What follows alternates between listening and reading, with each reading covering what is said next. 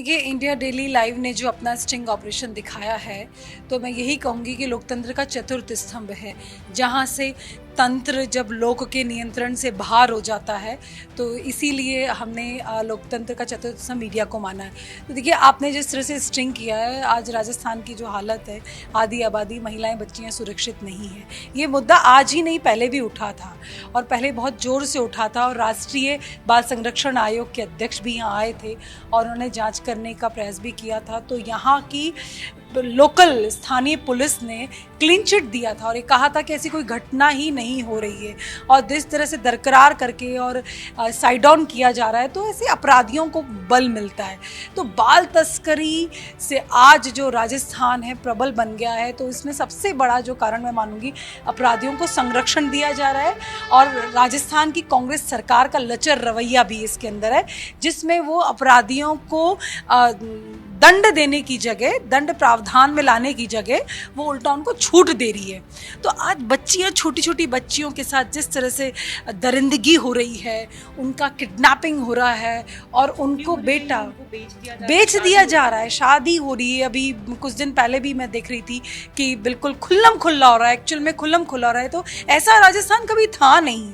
जिस तरह के राजस्थान की भयावह हालत हैं, वो कभी नहीं रहे हैं। वीर वीरांगनाओं का प्रदेश, भक्ति सेवा त्याग का प्रदेश राजस्थान के अंदर, वो काली बाई का देश है, जहाँ पर अपनी शिक्षा के लिए अपनी बलि दे दी थी उसने, हंसते हंसते अपने गुरु की जान बचाने के लिए। तो यहाँ राजस्थान के अंदर बच्चियों का जिस तरह से बेचा जा रहा है, शादी के बहाने से या अन्य कारणों से खुल्लम खुल्ला बोली लगी, वो बड़ी शर्मनाक स्थिति है।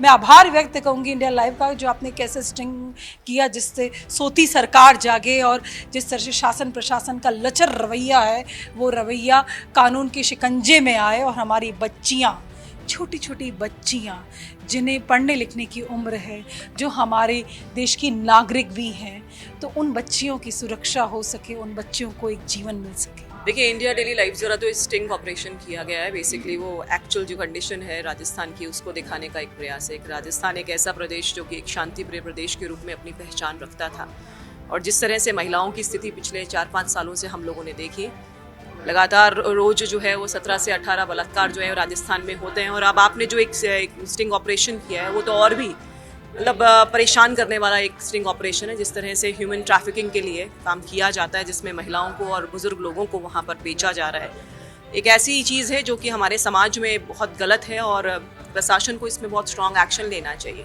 लेकिन प्रॉब्लम ये है कि राजस्थान, जिसमें कि लॉ एंड ऑर्डर की स्थिति पहले इतनी ख़राब नहीं रहती थी, ओवरऑल अगर मैं बात करूँ तो एक बहुत भयावह स्थिति की तरफ राजस्थान जा रहा है। अगर संभाला नहीं गया समय पर तो स्थिति और भी ख़राब होगी।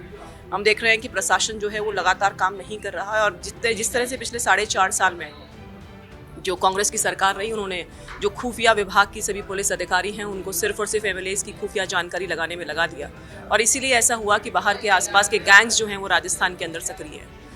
तो एक्शन लेने की ज़रूरत है, और लगातार हम लोगों ने चिताया सड़क से लेकर सदन तक कांग्रेस सरकार को कि आप इस पे एक्शन लीजिए, लेकिन उनकी तरफ से कोई एक्शन नहीं हुआ।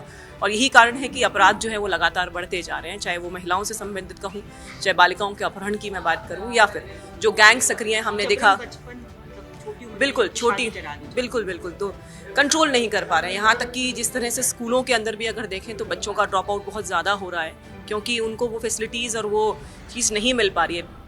एक परिवार के रूप में भी घर वाले ये सोचते हैं कि बच्ची की सिक्योरिटी सबसे पहले है, और इसीलिए बाहर जाने से बच्चियां कतराती हैं। कस्बों में, छोटी जगहों पे आप देखेंगे कि बच्चियों की स्पेशली ड्रॉप आउट रेट बढ़ गई है इसी वजह से। तो इसका ओवरऑल जो नुकसान हुआ है हमारे राजस्थान को, बाहर से आने वाला टूरिस्ट भी यहाँ नहीं आता, क्योंकि यहाँ लॉ एंड ऑर्डर की स्थिति खराब है।